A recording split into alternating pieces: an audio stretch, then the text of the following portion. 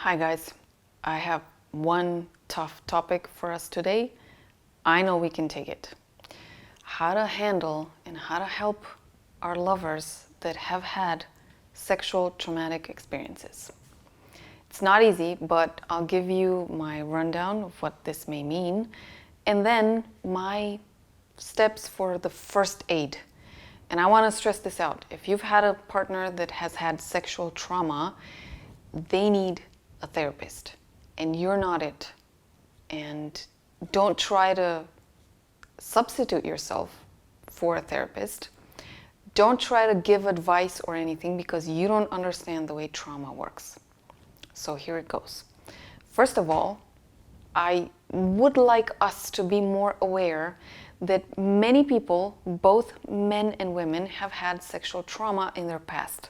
It's much more widespread than we may want to speak about this. And the biggest shame around trauma, counterintuitively, it's not with women, it's with men. Men have had sexual trauma, but few men have the courage to open up about it. What does it mean in the present? Whenever you had your traumatic experience, there's a memory that is left in your body. Your body constricts, your body shuts down to a certain degree, especially to sexual pleasure. You have trouble reaching orgasm, though there's nothing wrong with your body. You have trouble reaching deeper states in your intimacy, in your sexual intimacy, or in really worst cases, some people can get triggered right when they're having sex. Being triggered means that they can have discomfort, nausea, they can feel disgusted by whatever's going on all of a sudden.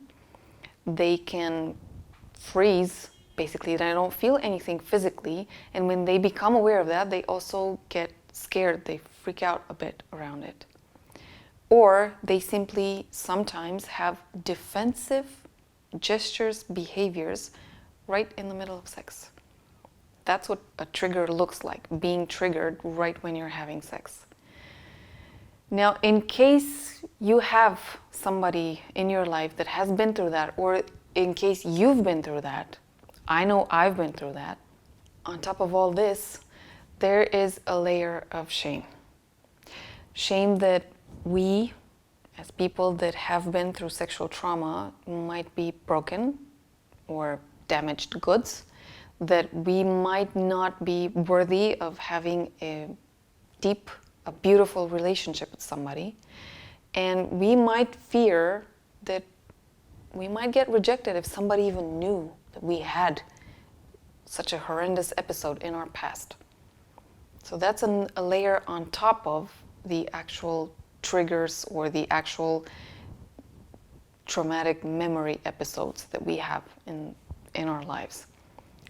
So in case you have this in your life anytime, here's what I would suggest, like the first aid in those moments, without you having to be a therapist or specialist in any way.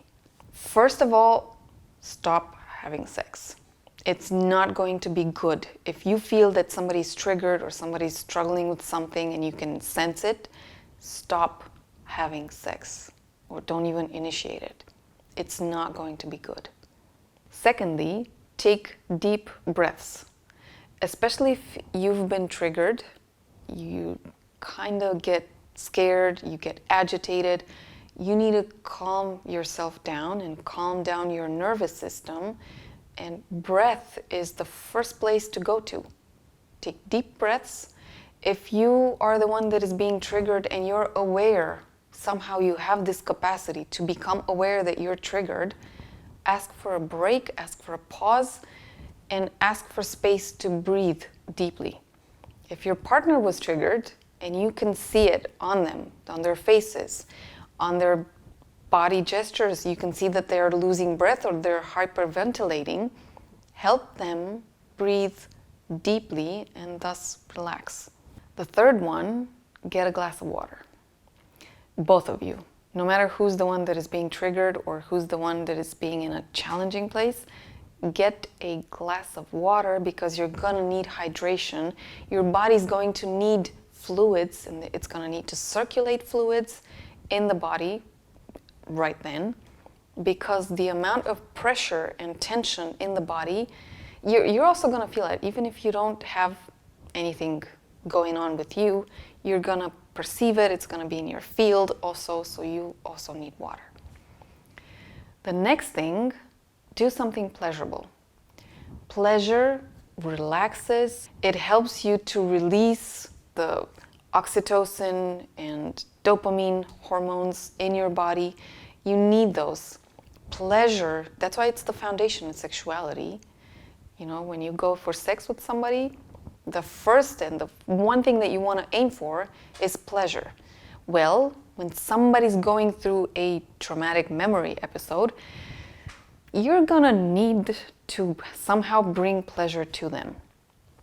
Do something pleasurable in that moment. And about pleasure in those moments, the forms of pleasure that you seek and that you use in that moment, they need to be safe and they need to be healthy.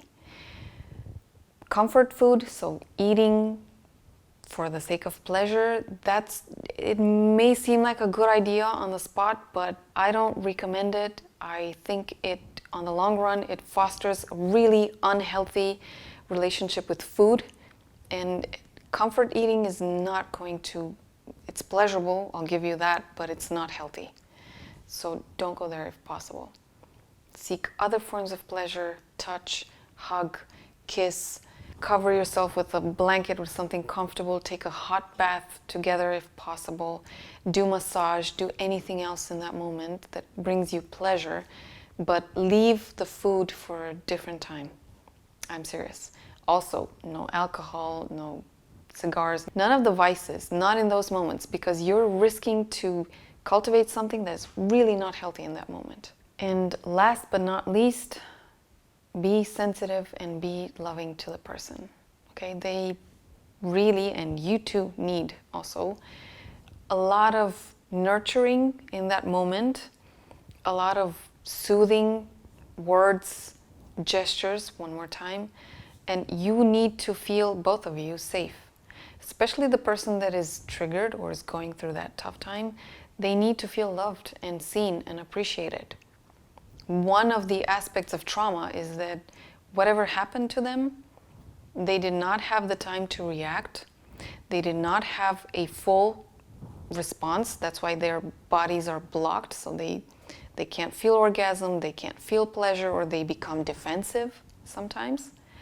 So it's their body essentially trying to defend itself, so to complete something that they were not able to do in those moments, because things happened so fast that their nervous system just couldn't process it, and they could not formulate a response.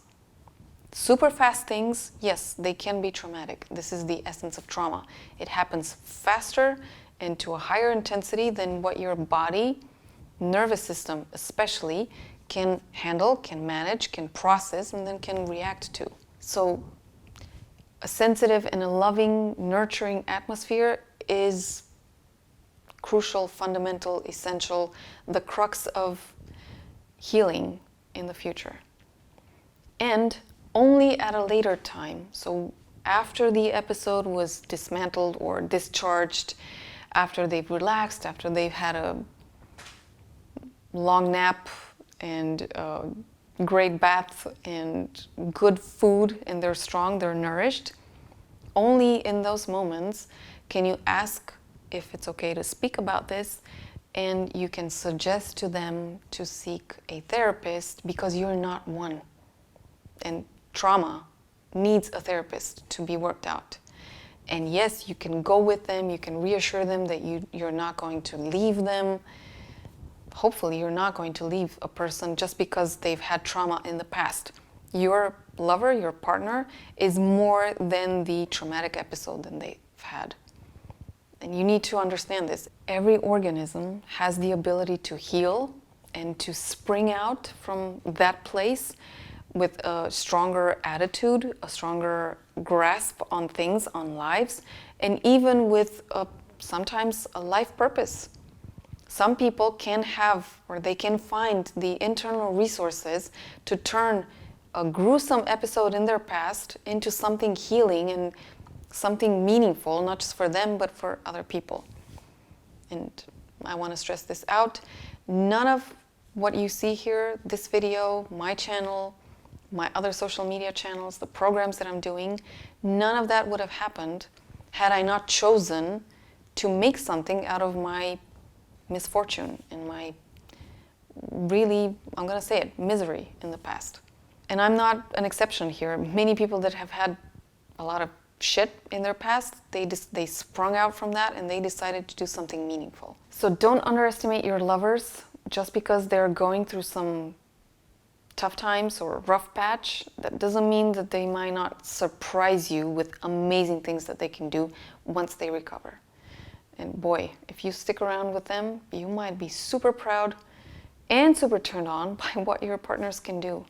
So I know this is not an easy topic. I hope this has given you at least some insight as to what you can do in those moments. Not freak out when you see somebody in such a tough time, and not forget that you're human and they're human too. And you both can be better at whatever the situation is when you look at it from this perspective. All right, so other than that, I want to encourage you to check out my Udemy courses. They are on massages, and one of them is on developing your erotic skills, and it's a much more complex course. Check them all out under the video. And also remember that around the holiday season, I take my 6-week coaching program and I break it into just 1 week. And I open this 1 week for anyone interested in getting a strategic look at their sexual lives and sexual intimacy, in order to grow, to have a direction where they might improve, what they might do better, or what they can heal, and how they might go about all of these things. So check that out also, it's under the video. And I'll see you next week, and enjoy the holidays.